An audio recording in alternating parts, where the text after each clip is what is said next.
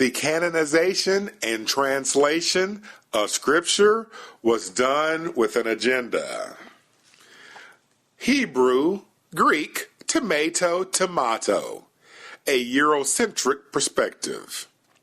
Jesus Christ was a Jew, and he had brothers who were not apostles but wrote 2 books in the New Testament of Scripture.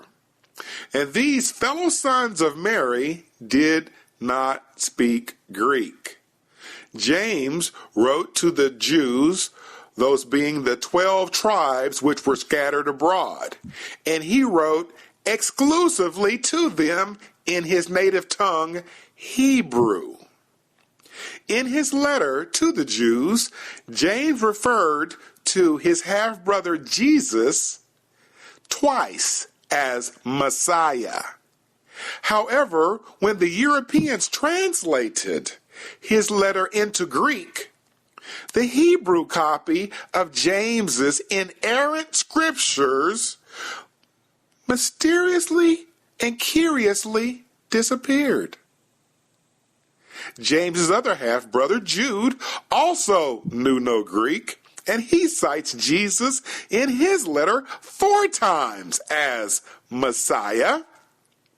But Europeans supplanted this word when they translated his inerrant Hebrew scriptures into Greek. And his Hebrew scriptures and his Hebrew manuscript has also disappeared from earth. The uneducated Saint Peter was appointed the apostle to his own people, the Jews, called the concision or the circumcision. Being an unlearned and plain-spoken Jew, Peter dictated 2 letters of Scripture that were written in the language of his Jewish audience. Both letters were circulated among Jewish communities of believers in Jesus, in which Peter referred to his Lord 19 times as Messiah, a word familiar to Jews.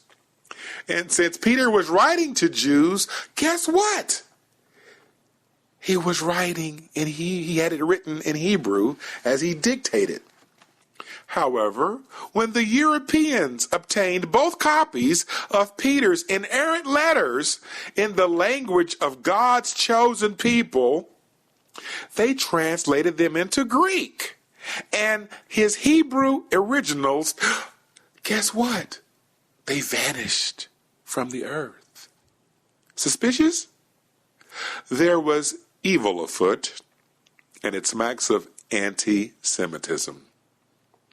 Lastly, the Apostle Paul wrote to Romans in the Roman Empire that his heart's desire was that the Israelites would be saved. He was so afraid that his ministry would not be received by Jewish believers, so he wrote an unsigned or anonymous letter to the Jews, called by Europeans the derogatory name of Hebrews. By Paul being a self-described Hebrew of Hebrews, he knew how to interplay with comparisons in Scripture as well as the ins and outs of cultural Hebrew nuances. He also wrote to his beloved people in their Hebrew language. Paul ended the letter, whom many Europeans say, we don't know who wrote it, with his signature ending, found in all of his letters, with the phraseology of his words, may the grace of God be with you all. Now, when Europeans had Paul's letter to his Jewish brethren translated into Greek, they named Paul's letter Hebrews. This was a slap in the face to the Jews, who rarely referred to themselves by that term since having left slavery in Egypt. As it would be a slap in the face of an African American for a white man to refer to him or her as a Negro, a term we used back in the civil rights movement. Paul's letters should have been called the Book of Jews or the Book of Israel, but that would have been too much for anti-Semitic Europe of the 17th century, which often expelled Jews from their countries and blamed Jews for things such as the Black Plague of Europe, since they appeared to be immune. And as it turned out, their immunity was due solely to their hygienic practices and ceremonial washings according to the Torah laws of Moses. It would have been hard for Europeans to read in the Bible this letter that should have been called the Book of Jews. For even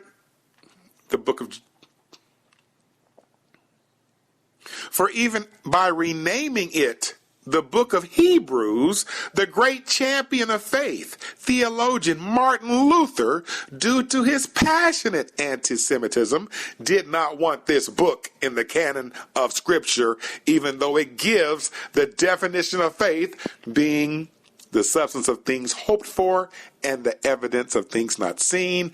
And also in its 11th chapter, it is called the Hall of Fame of Faith. But Martin Luther, due to his anti-Semitism, did not want the book of Hebrews in the canon of Scripture. In this book that Europeans renamed, so the Jews or Israel, Hebrews, Paul, who often ventured into synagogues to reason with the Jews that Jesus was the Messiah, intended to refer to Jesus by his title of Messiah 13 times in this letter to his Jewish people. But his attempts were thwarted due to the Europeans' replacement theology concerning the word Messiah with Christ. The Acts of the Apostles was the history of how the early church, which started out solely as a Jewish entity, with problems with Jews inside the church and Jews outside the church. And it was undoubtedly written in Hebrew. And it would have referred to Jesus as Messiah 30 times. But that precious title was masked, like the names of Ham's sons, Egypt and Ethiopia, being rendered in a different language. Hence, the Jewish saying, "It's Greek to me."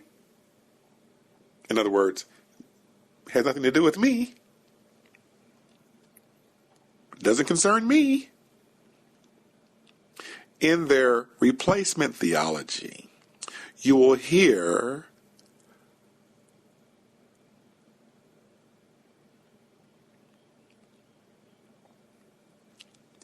that the Jews of Jesus' day spoke in Aramaic due to their slavery in Persia. However, the scriptures reprove this language replacement theory. However, the scriptures reprove this language replacement theory with the sign that hung over the Messiah's head that Pilate had written in 3 separate languages. St. John, the quote-unquote disciple that Jesus loved, recorded that Pilate wrote a title and put it on the cross. And the writing was, "Jesus of Nazareth, the King of the Jews." This title then read many of the Jews, for the place where Jesus was crucified was nigh the city. And it was written in Hebrew, the Jews' language, and in Greek for the Greco-Roman Empire, and in Latin for the Roman Empire. The Jews did not quibble about what language it was in. Their quarrel was with the message that they could understand, for they could read and understand Hebrew in this Greco-Roman era. The scriptures direct us to the truth that the popular language for Jews of Jesus' day was not Hebrew,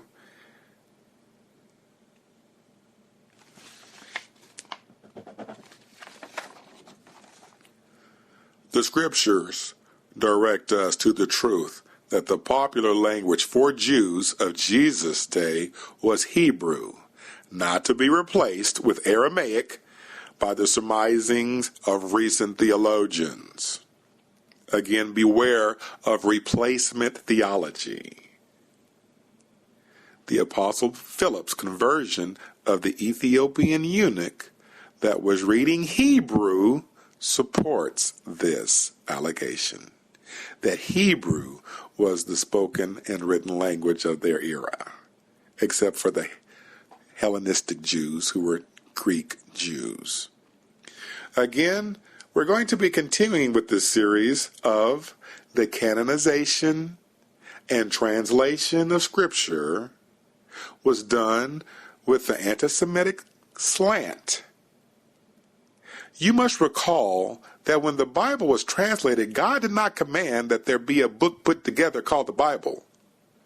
That was a believer's idea, and it was a great idea, and I wholly support the King James Version of the Bible. However, when reading it, one must understand the ground rules, or you will come away totally confused, sometimes disgusted, or baffled. Our next topic is the gospel is to the Jew first, but not in Europe's canon of Scripture. Again, if you would like to have this information, it is contained in my book, located at www.blacksinthebible.org. The title of the book is The Complete Works of Blacks in the Bible.